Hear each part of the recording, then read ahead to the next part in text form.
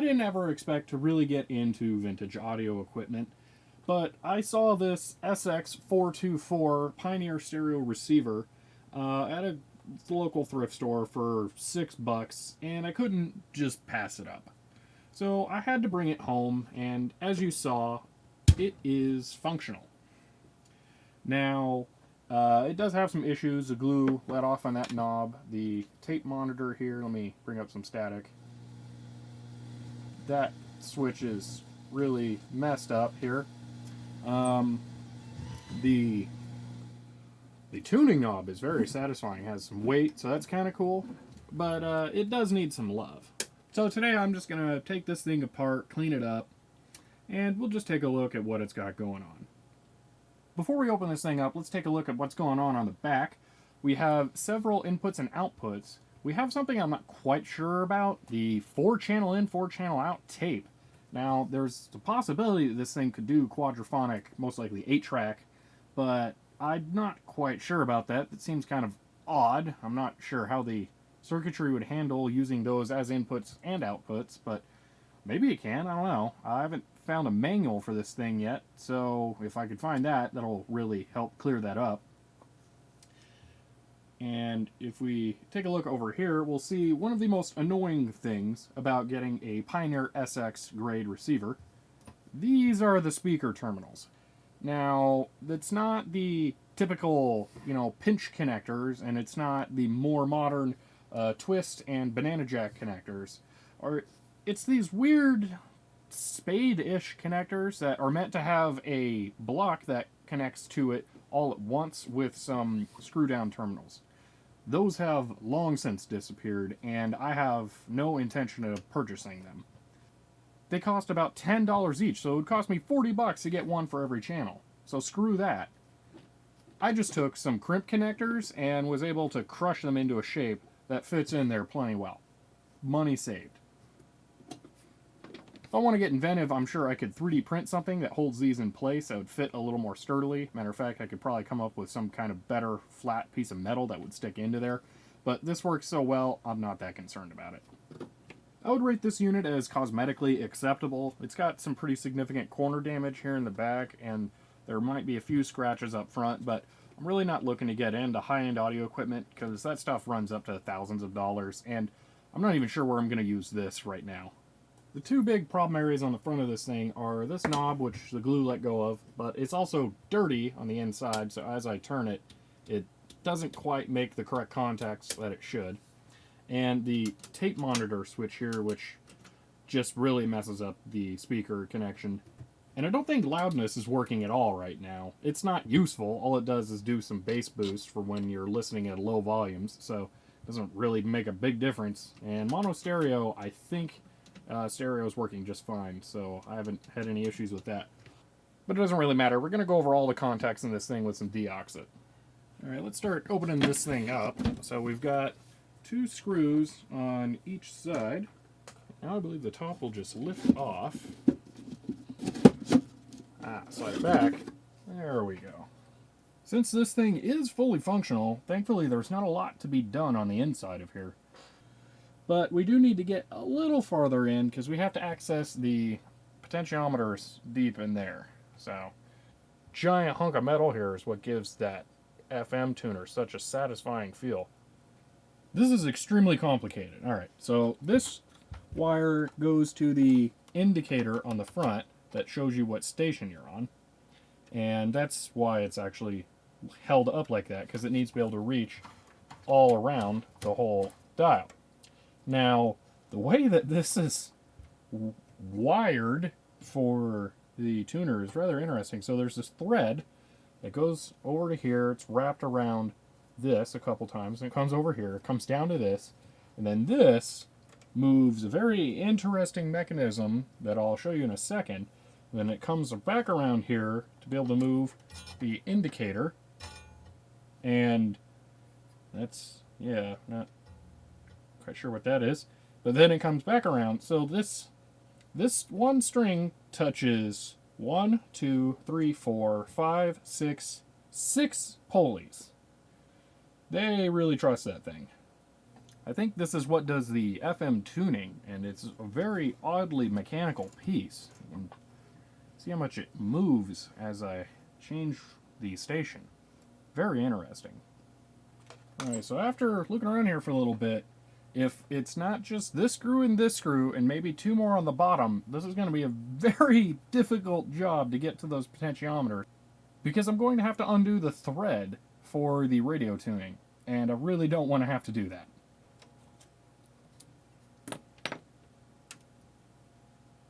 It's closer. I'm going to try the two on the bottom. Oh, you know what? Faceplate definitely wouldn't come off if all the knobs are still in the way. Let me pull all those off. This one's easy enough. The glue let go on that. Ah, well. If these are, yeah, so I'm going to have to undo these nuts on there. And that's probably on every one of those. Yep. Oh, no, not. There's no nut on that one. There is one on that one. Okay. Consistency. Oh, well, that's right. This is the dual control. So, yeah, on here, you can see here we have two black lines. We can adjust the balance between the two channels with that. It's kind of weird. So I'm not sure how well this one's going to pull off. It's real complicated like. That's interesting. Did that one just come off?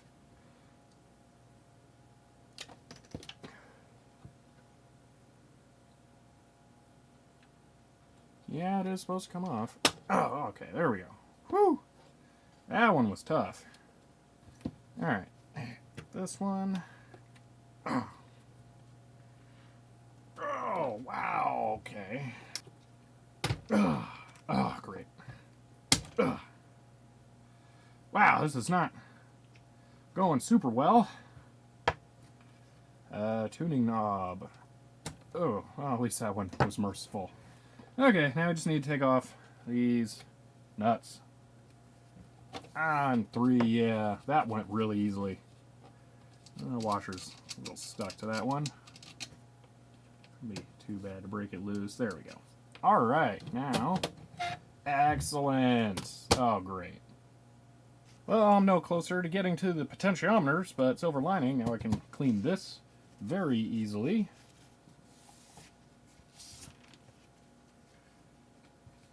It's definitely much more appealing already. Again, I'll go over this more finally with some Windex and the oil for the wood again. But massive improvement. This angle kind of shows you everything I need to know about getting to those potentiometers. If you look right here, you can see this piece of metal rounds down and it goes to this front panel. Which means that this entire stamped piece of sheet metal that covers the whole top of this thing and goes down to the sides is in the way of the potentiometers. And there is a circuit board underneath to get to them. So either this bottom panel is going to come off and I'm going to be able to get very easy access to those by just removing the bottom circuit board, or this isn't going to happen. Because again, I would have to undo the thread that allows you to select your station, and I don't want to do that. Before I flip this over, I just want to make sure I'm not going to damage the indicator here, and I can see that these two pieces of metal are both higher than this, so it'll be safe on its top. So, let's do that, and I should be able to move this still, and I can, so I'm safe. Alright, let's take off this bottom panel. You know what, I'm going to go ahead and remove these washers because they're just going to come free on their own if I don't. Alright, here's hoping I can get to them.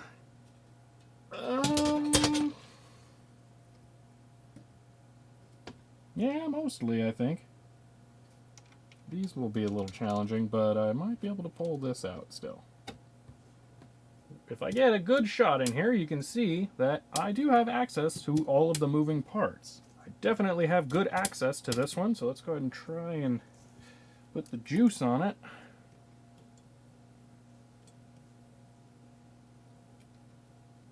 I think I got some on that one. Move that around, get her in there. Oh, that feels much smoother. Ooh, that'd be nice if that works. Now before we can get this circuit board out to get to these push buttons and this dual potentiometer volume control, we're going to need to take out these 3 screws along with the 4 down here. Is that a fuse soldered in? Yes. Yes, it is a fuse soldered in place. Well, that's serviceable. Anyway, back to the circuit board. These screws, those screws, and I think I'm going to have to bend these 3 metal tabs out of the way to be able to lift the board. Maybe 4. I'll have to look around to see if I can get all those. Yep, 1 more screw, but not sure if that one is connected. Yeah, it looks like it probably is. So let's get cracking. Oh yeah, you can probably also tell this thing is a nightmare of wires connected to the circuit board, just all over the place. And I'm not quite sure how these are really connected, because let me get a better close-up shot of those. What is this supposed to even be? We have a metal post that goes all the way through the circuit board that's soldered down. That part makes sense. But we have a wire just wrapped around it? I mean, all of these? That one too? I mean, it's not soldered on. You can see very clearly right there. It's not soldered in place. It's just wound around. I mean, there's some red goo on some of them. I mean, how is it done? Is there a wire wrapping machine that you do this with? This looks really too good to be done by hand, although, I mean, it could be. That's weird. Why would you do that? Oh, does this go into the aluminum down there? You know what, maybe I shouldn't. Not sure. Yeah, that's clearly going into the aluminum. I shouldn't remove those.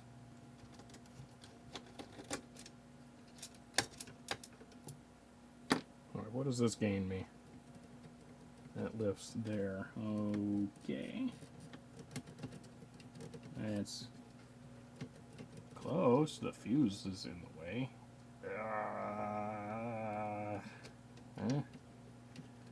Okay, it's slightly better.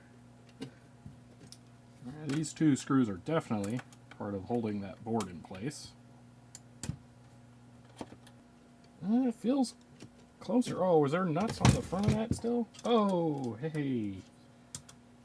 Yeah, let's get those off. That's not doing me any favors.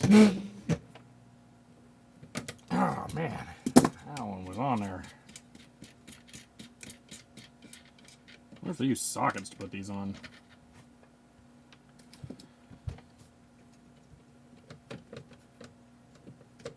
Oh, that's gonna work. I gotta pull these off. That didn't quite feel right. That looks good. Ow! Oh, my fingers hurt now. Whoa, that's a big dent. Okay.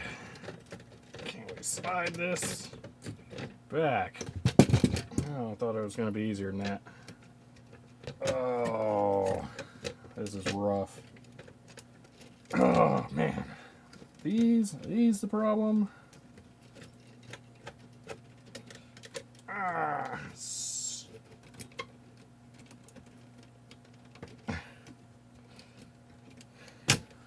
So, you know what? Is that close enough? Am I gonna call that close enough? So I can like see the switches and stuff. Maybe that's close enough. Is it? Well, I can pull over that way quite a bit. Then can I push it back? Just gotta get that one over.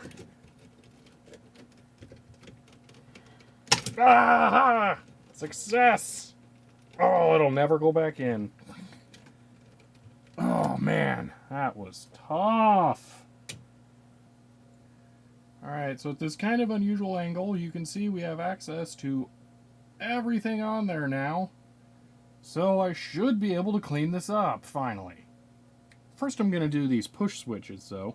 As I depress the button, I can see way in the back there that I'm actually getting the contacts to poke through these 2 holes. So I should be able to drip some deoxit down in there to get it on the contacts to make these function better. And I'm just going to put a few drops down in each one and test how it feels.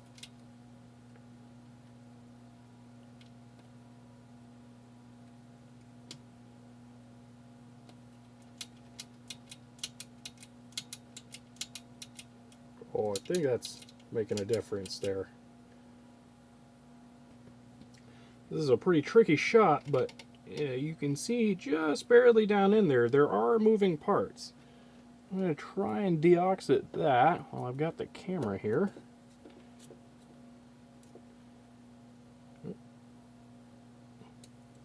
Some on that one. Some on that one, and move it around. Oh, that definitely is spinning a lot more freely. Yeah, that also made a big difference. Great. While I was angling for my next macro shot, one of my filming lights fell down, and this piece came and snapped off one of the blades on the fan for the LED in here. So that sucks. And that was the quiet fan too. So, yay. This will be my last macro shot of this video because that LED is going to go nuclear in no time. But on these gang switches for bass and treble, I can just barely reach underneath of here with the deoxit and get it a little better. So I could desolder this and do it, but I'm not going to. So yeah, it's just barely doable. Well, that's it for the cleaning. Now time for the fun of reassembling it. And definitely the most difficult part of that's going to be getting this back in place. And then double checking all of the wiring to make sure nothing is broke or any of these weird wound wires haven't come off. Like there's one suspiciously empty right there that I don't remember from before, so I'll double check that. But yeah, let's go ahead and try and do that now.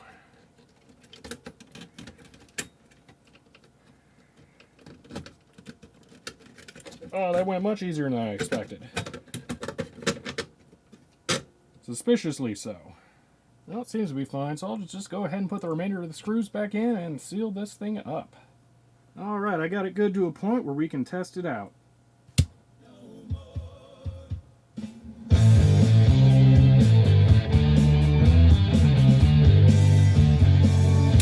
Seems good to me.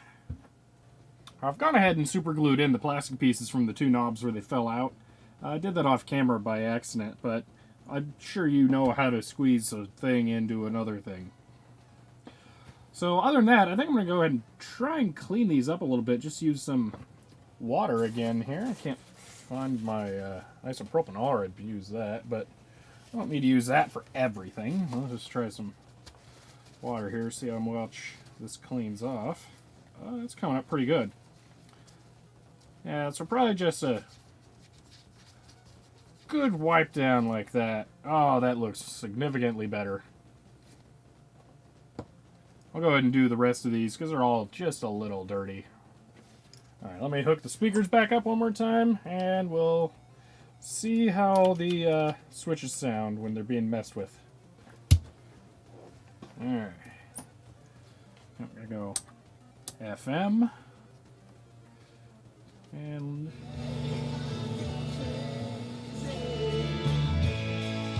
okay, so we can try out the different things here.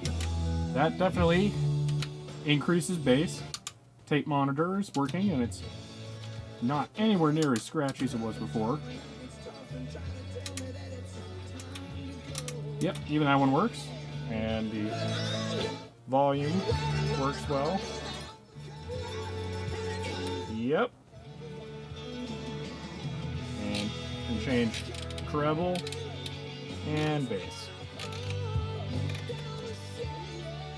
Excellent.